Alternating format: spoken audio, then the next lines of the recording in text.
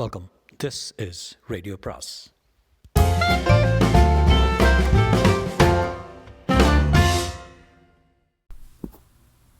அனைவருக்கும் அன்பு வணக்கம். ராஜேஷ்குமாரின் அதிகாலை பறவைகள் அத்தியாயம் 2. ஜீவா சிரித்தான். டாக்டர்ஸ் மேலே உனக்கு இவ்வளோ கோபம் இருக்கா? நான் உனக்கு ஒரு சில டாக்டர்களை அறிமுகப்படுத்தி வைக்கிறேன். அவங்களோட செயல்பாட்டை பார்த்த முன்னாடி டாக்டர்களை பற்றின உன்னோட தப்பான எண்ணத்தை மாற்றிக்குவேன். இப்போது நாம் அப்படியே கேன்டீனுக்கு போய் ஒரு கப்பு காஃபி சாப்பிடலாமா? By all means. எழுந்து நடந்தார்கள். ஸ்டேடியத்தில் இப்போது வாக்கிங் போகிறவர்களின் எண்ணிக்கை அதிகரித்திருந்தது. பெரும்பாலும் 50 வயதுக்கு மேற்பட்டவர்கள் மெகா தொப்பைகள் பிஸ்னஸ் பேசிக்கொண்டே நடந்தார்கள். என்னை பற்றி கேட்டு முடிச்சாச்சா? இனி உன்னை பற்றி நான் கேட்கலாமா? உங்ககிட்ட எனக்கு இன்னும் ஒரு கேள்வி பாக்கி இருக்கு. என்ன? மறுபடியும் அதே வினயாவை காதலிச்ச நீங்கள் அவங்கள ஏன் கல்யாணம் பண்ணிக்கல? காலேஜ் படிச்சுட்டு இருந்த வினயா திடீர்னு 2-3 நாளாக காலேஜ் வரல. உடம்புக்கு சரியில்லை. நான் வீட்டு பக்கமாக போய் பார்த்தேன். வீடு பூட்டி இருந்தது. விசாரித்து பார்த்தா வினயாவோட அப்பா வீட்டை காலி பண்ணிவிட்டு வேறு ஊருக்கு போயிட்டு தான் சொன்னாங்க. காரணம் யாருக்கும் தெரியல. ஆனால் கொஞ்ச நாள் கழித்து ஒரு தகவல் கிடச்சிது. என்ன? வினயாவோட அப்பா வெளியே நிறைய கடன் வாங்கியிருக்கிறதாகவும் அந்த கடன்களை எல்லாம் திருப்பி கொடுக்க முடியாது போனனால வடநாட்டு பக்கமாக போய் தலைமறைவாயிட்டதாகவும் ஒரு தகவல் கிடச்சிது. சரி, அப்பாவுக்கு தான் கடன் தொல்லை. வினயா உங்களுக்கு லெட்டர் போட்டிருக்கலாம் இல்லையா? போட்டிருக்கலாம், ஆனால் அவள் போடலை. லெட்டர் போடக்கூடாதுன்னு அவளோட அப்பா மிரட்டியிருக்கலாம்ல. வினயா எப்படியும் என்னை தேடி வருவாங்கிற எண்ணத்தில் இத்தனை வருஷத்தை போக்கிட்டேன். உங்கள் அம்மாவுக்கு இந்த வினயா விஷயம் தெரியுமா? தெரியாது.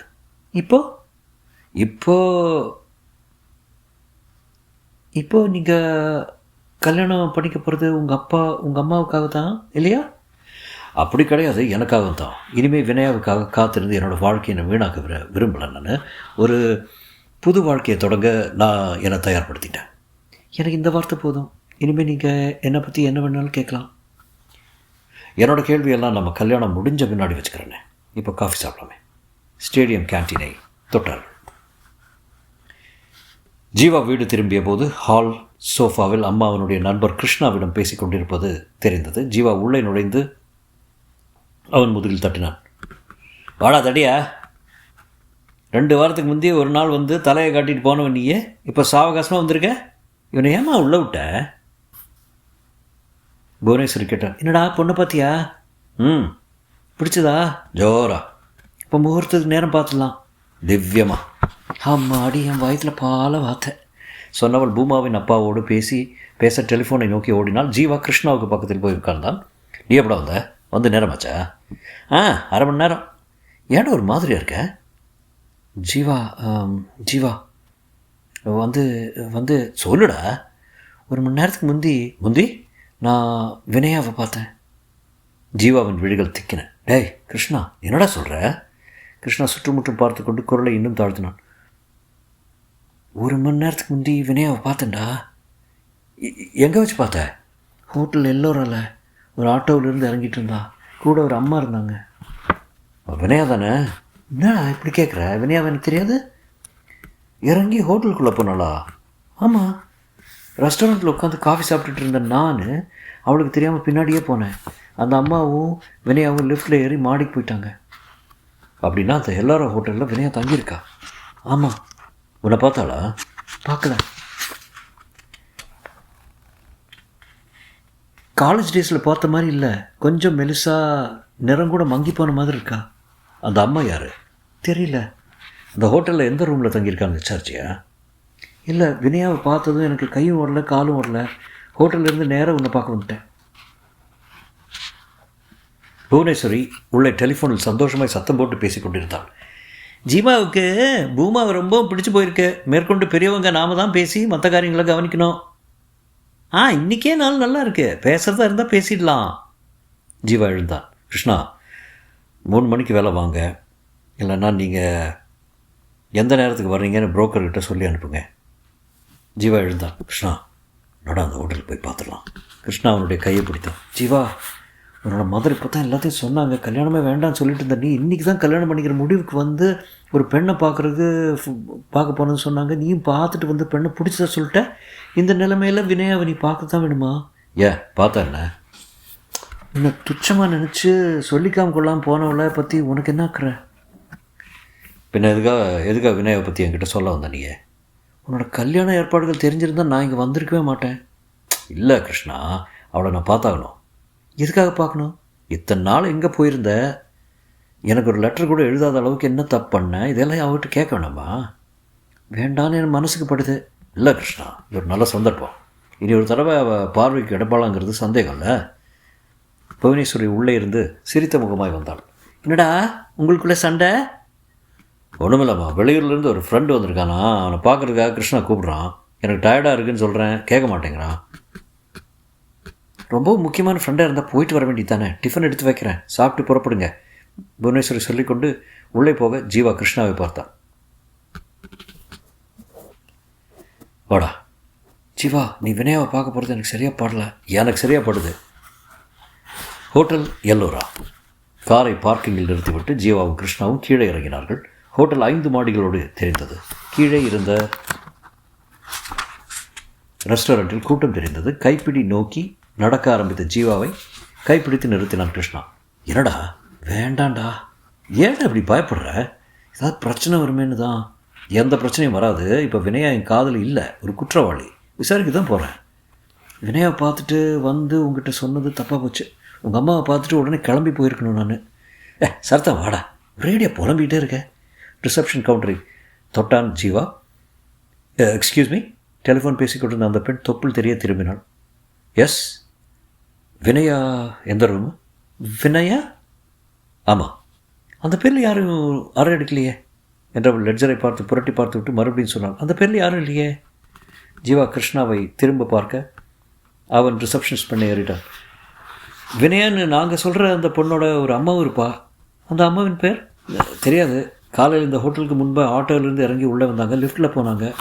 சாரி, நான் டியூட்டிக்கு வந்து 10 நிமிஷம் தான் ஆச்சு. ஜீவா நெற்றியை தேய்த்தான். யாரை கேட்டால் விவரம் தெரியும்? ரிசப்ஷனிஸ்ட் ஜீவாவிடம் நிமிர்ந்தான். அவர்கள் உங்களுக்கு உறவா? இல்லை, தெரிந்தவங்க. சொன்னவன் பார்வை லிஃப்ட் கேபினுக்குள் போக யூனிஃபார்மோடு அந்த லிஃப்ட் பாய் தெரிந்தான். ஜீவா அவனை நோக்கி போனான். கிருஷ்ணாவும் தொடர்ந்தான். தம்பி, டிப்ஸ் பணத்தை எண்ணிக்கொண்டிருந்த அந்த லிஃப்ட் பாய் நிமிர்ந்தான். என்ன சார், எவ்வளோ நேரமாக டியூட்டியில் இருக்கேன்? 6 மணிலேருந்து இருக்கேன் சார்.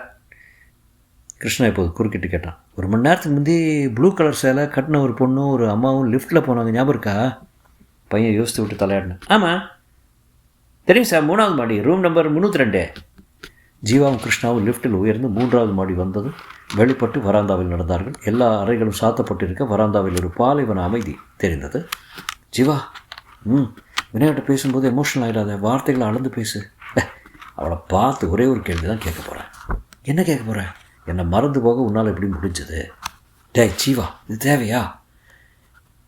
என்னைக்கே உன்னை அலட்சியப்படுத்திட்டு போனவளை இன்றைக்கி நீ பார்க்கத்தான் வேணுமா? அவளை பார்க்காம இக்னோர் பண்ண முடியாதா? அந்த கேள்வியை கேட்டால் தான் என் மனசு ஆறும். இது அனாவசியம். என்னை பொறுத்த வரைக்கும் இது அவசியம். அவகிட்ட நான் பேசும்போது நீ சும்மா பக்கத்தில் நின்ன போதும். அறை எண் 302 வந்தது. நின்றார்கள்.